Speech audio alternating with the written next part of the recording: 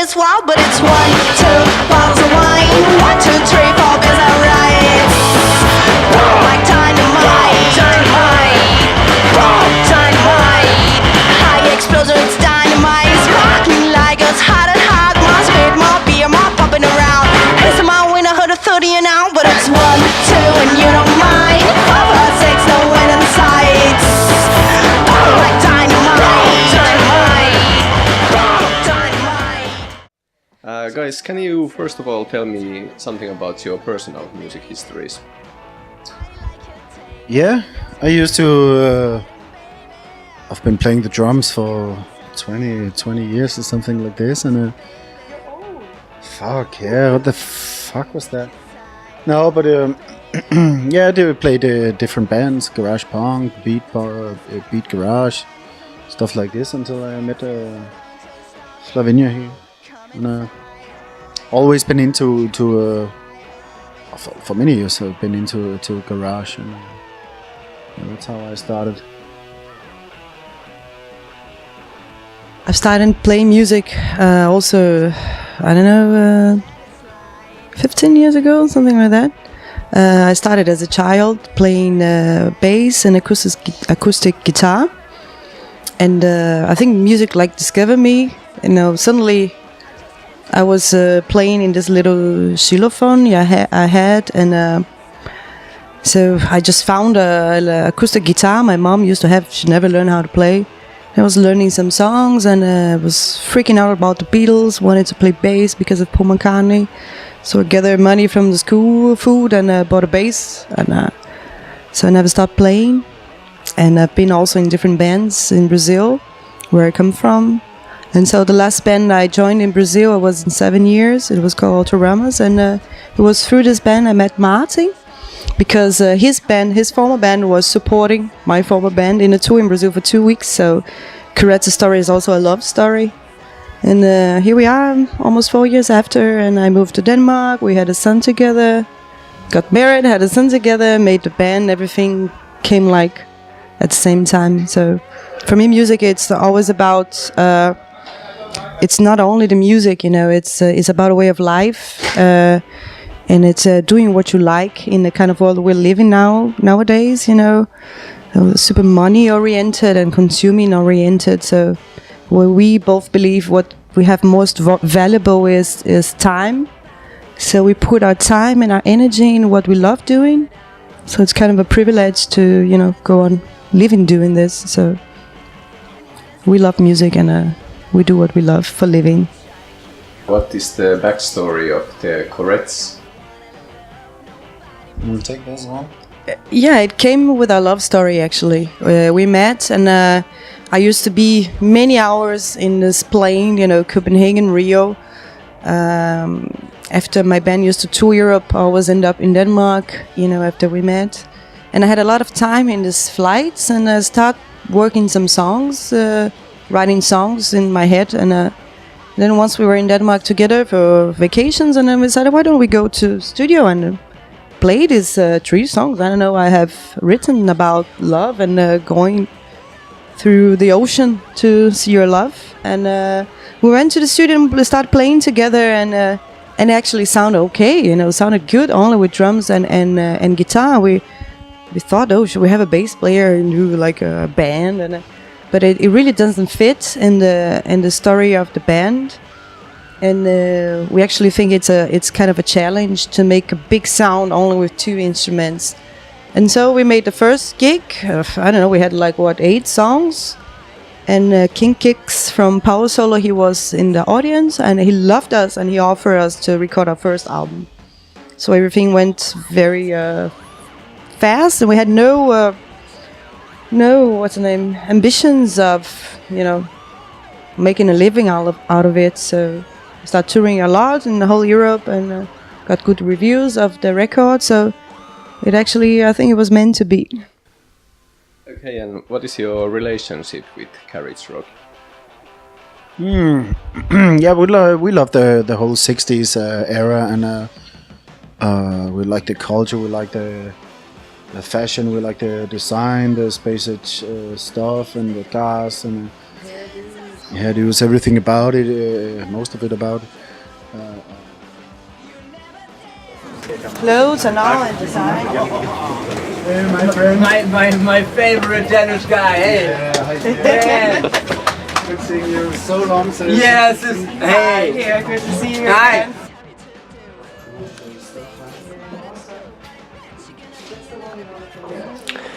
Martin, can you turn here and just tell me why you love all this stuff? Why I love it? Yeah. I love the space age 70s plastic design because it was meant for the whole obsession of going to the moon. So everything had to look like a space ship and space stations, and so everything is designed in the past for the future, which now we are collecting all this. Which now is the past. This is the future of the past that never happened. Exactly. Unfortunately, No, we would this love was- to live in a world like This that. is how they wanted in the 60s and 70s. They thought we were gonna live nowadays. Now we're actually collecting Retro-futurist. retro futuristic stuff. So yeah, I'm totally obsessed with this. But why? What's the emotional connection? Emotional. I think the design is so beautiful. It's the whole using plastic so much as they did back then is for me it has the soft curves and the colors they use, like for example these orange shelves, which I don't even know who made this, but all this is so beautifully designed. Quite a lot of the stuff looking good is shit to, for example, if it's a chair. It's a shit to sit in. But it looks absolutely great. Yeah, we have that at home. The sofas look great, but they're not No, super they're comfortable. super shit to be in. Yeah. Yeah, that's It's definitely not comfortable, but beautiful. absolutely. It's true.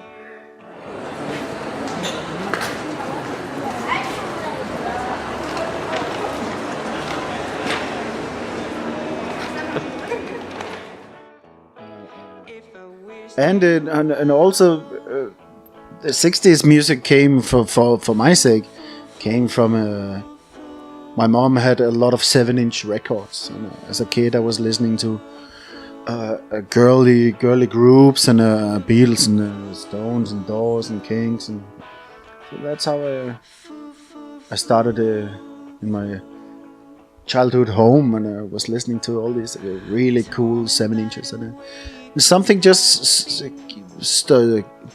kept being there with a big love there for the music and the sounds of the 60s. And, It's the best music for me because I also grew up, started through the Beatles, went to the Stones and Kings and Sonics and all the garage bands, and so it's also when I hear this music, it's kind of feeling like home, because when I was growing up, that was what I was digging. So it also came very early, and so we try to blend, of course, with the things of today or things that came as a later reference. But that's the kind of music I enjoy the most, hearing at home and writing the songs. We think it was very raw and from the heart. There was not many studio fakings and overdubs and all this. Usually the band used to play live. Of course, they did overdubs like Beach Boys and Beatles and all. But they were musicians playing. Nowadays with all this computer recording, digital recordings, you just put everything all over again, and it loses a little bit the spontaneity and the energy that we really put a high price in delivering an emotion. We think that's the most important, and sometimes it's the recordings are so clean and so controlled that it loses a lot of this raw attitude and energy that we think that's rock and roll is about, And then in our first record, for the first time, I had the opportunity of recording a almost live album. Very few overdubs and like raw in the studio together, all the instruments going through each other, microphones that some technicians think, oh, but you can hear the drums in your microphone.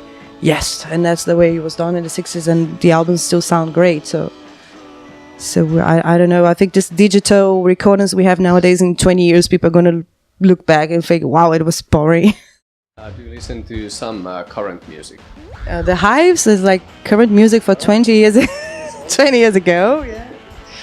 Something like that. That's current music for me, isn't it? There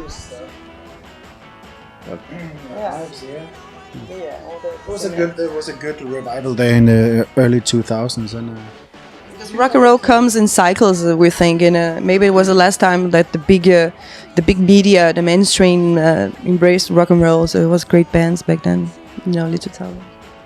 is it coming back? I really hope so for the humanity. I really hope it comes back, because my God, people are getting more and more stupid, and more mentality of the world is going totally wrong.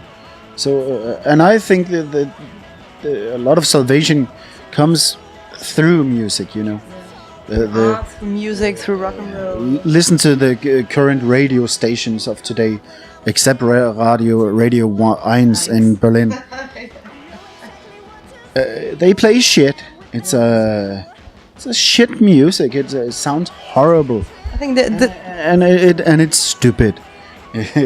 So I think it's really needed, and I think it's gonna come back. yeah, because the history comes in cycles, and I think we're really going downhill now in the history of evolution or devolution or whatever, with all this fascism growing everywhere, in Brazil, in USA, in Europe. So I think one of the great medicines against stupidity and racism and homophobic people is like cultures, art, music, and rock and roll. It really free the minds.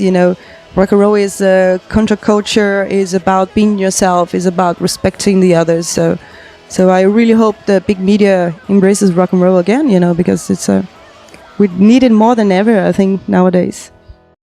How would you describe your own blend of rock and roll? We started. I think there's a big difference between the first and the second record. We allowed ourselves to do a little bit more, because we don't want to be this kind of duos who have like a 5-piece band on stage, like playing keyboards and all this. But in the last record, we put some backing vocals in harmony that we did some overdubs and some pianos and small stuff, but that could add to the songs. And we were really listening to girl groups from the 60s when we recorded the album, so I think we went a little bit more in this direction. The first is really garage oriented.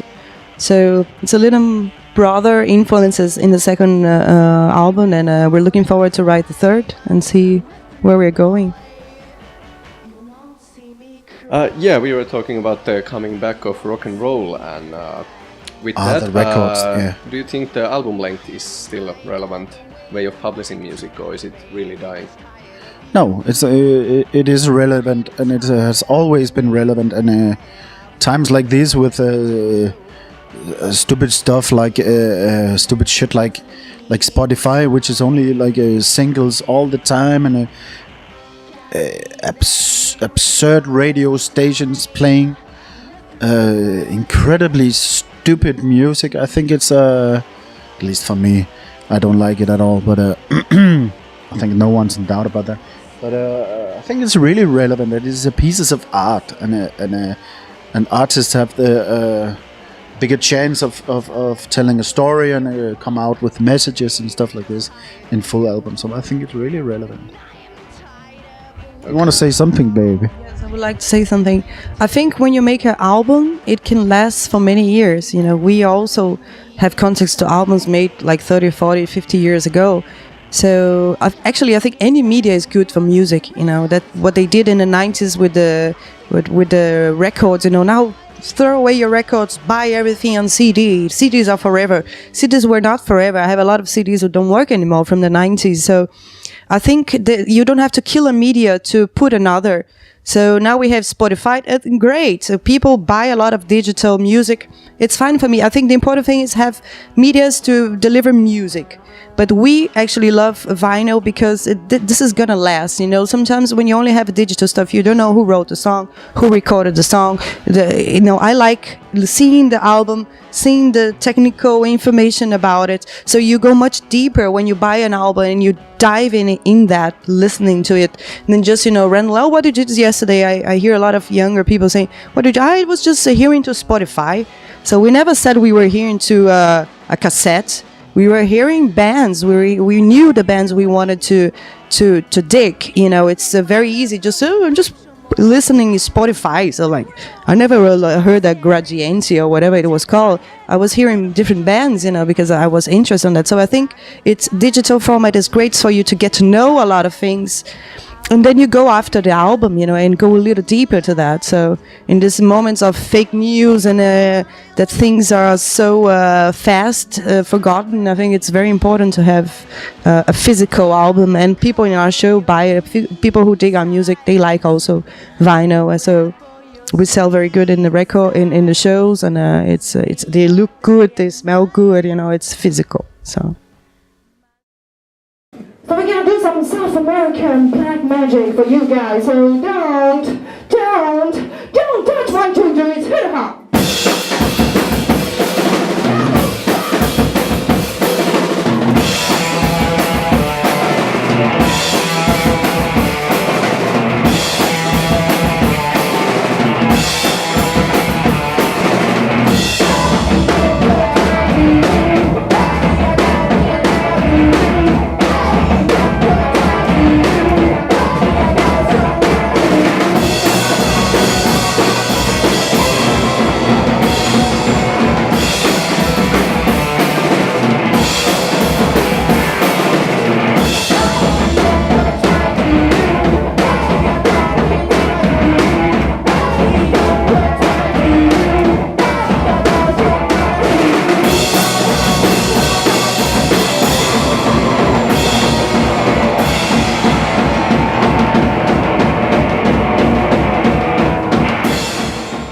I think it's about delivering emotion, and we like to make having fun and make a party.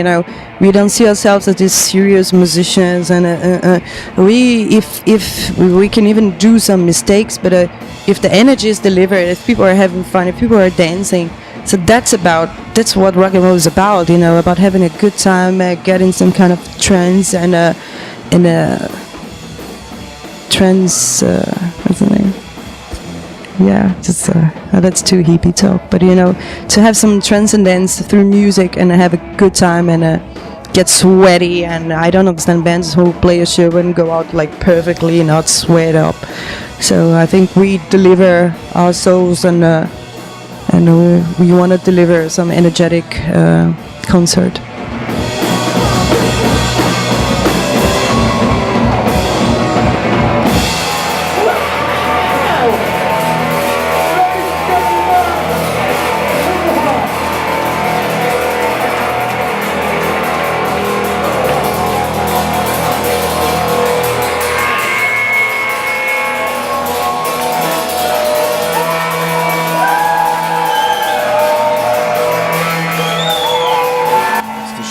More fun than a normal Jobs. 9 to 5 job. That's for sure. Yeah, It's we like that we have now the chance of doing this as a living, but it's fun, and it's hard work, and yeah, I have clever things to say. I think it's cool because every day is different. We never know what to expect. An audience and stages and sound and everything, and cities, different cities. So it's very, I think it's exciting to meet new people and new cities and seeing a little bit of the world. But it's also hard work. We drive a lot ourselves. We do almost everything ourselves. So it's not a big party. Also, it is also a big party, but it's also hard work. I don't know if it's not everybody who wants to be 13 hours driving a car and go straight to the scene and then do the best you can, sleep in a hotel somewhere. You are far away from your family. This being the big issue since our son was born. We miss him so much. So we managed to do around 75 concerts this year, but most 5 concerts at a time, so we can have some time with him too. Yeah, we love driving the Courettes mobile to a van, and we're gonna just continue what we do. You know, when we play France, Spain, Finland, Italy, we fly, and it's a pity so we cannot bring our gear, which is we put a high price in having our own gear. It's very important to our sound to have the right vintage gear to get it. But as long as we can drive nearby Denmark, we're gonna continue to drive the Courettes mobile. You know, maybe something falls off at some point again, but it can just be fixed, and we keep driving, so it brings a little more adventures and much more style to drive on. This bus is also like a camping wagon, or it's a auto house, I think it's called. We can go camping with a family. You know, there's like 2 beds for adults, 2 beds for kids here. We have a kitchen, a fridge, a table, and even a toilet seat for any emergencies on the road. And so actually, you can live in a bus. You know, so we do it for fun, because when we play, we have hotels. But we definitely have plans of touring, camping with the family soon when Lena is a little bit older. So we're gonna have very good moments here in the bus. We played 3 years ago, 2016, no 15, 3 years ago in the Ripperbahn Festival, and we had a official concert in a venue, and we made the famous balcony show in totally illegal in a balcony in Hamburger Straße. So it was, we got like a lot of reviews and photos of the illegal gig actually. So it was so fun because we were playing and people were stopping in the streets to hear the music. And then I think third song came a police car, and I told Martin, you know, time to stop. But then the police car just avoid the other cars to come in the street. They just closed the street for us, and they were just sitting over the car, just looking and having a good time, enjoying the concert. So only in Hamburg you have the coolest police officers ever. And in that show I was pregnant of a son, and I think I made 25 concerts pregnant with Lennon. And we had one more show booked for a week before he was born. He was supposed to be born, but he decided to come a little earlier in a Friday, and we had a concert Saturday. So Martin called the venue and say, you know, we have to cancel the show. Flavia is giving birth. And so we cancel it. And then next morning in the hospital, I woke up super fresh and told Martin, you know what? I want to do the show. Should we call them, see if we still have a slot in the concert? And then he said, no, we have to ask, you know, the nurse if it's okay for you, if there's no risks and all. So comes this old nurse and say, okay, we have a concert tonight, and I would like to do it. I feel good. I want to do it. Is there anything, complications or whatever? And she just said, wow, you had a kid yesterday and you want to make a show tonight? And I said, yeah, that's it. And then she said, that's awesome. There's nothing I can say that can be damage to your health. And she was like a old hippie, and she said, what's good to the mom is good for the baby, so go for it, girl. You're awesome. And so we did a show actually the day after our son was born, and it was we were shaking with adrenaline, and and then we say, this song's dedicated to a son who was born yesterday, and the crowd was like, yeah. So I think I was too high of this letter gas, so I don't have many memories of the show, but it was very important for us, and we have a very dear memory of that day. And he was just 1 day old, so we never canceled the show, not even that one. The band has all the makings, so how ambitious are you with this project? Next step, it's continue what we're doing, and hopefully playing for bigger audiences, and making better records, writing better songs, and playing better guitar and better drums, and just ooh, you reached the top.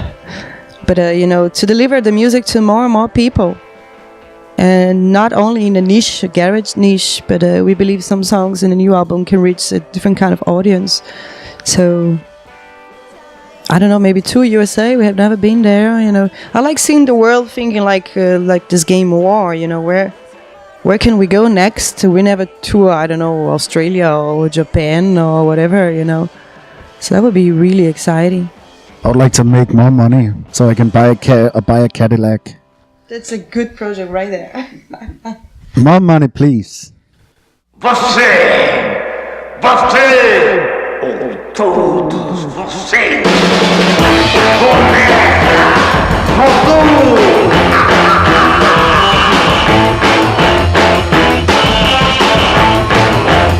I got a voodoo doll, and you better watch out. My little voodoo doll don't mean no harm, boy. It just keeps me safe from your evil thoughts. I got a voodoo doll, and you better watch out now. I'm gonna use unos, tres tiros. Unos, tres tiros. So we are the Courettes, and we're here in the backstage of Frischenbau in the Rostock.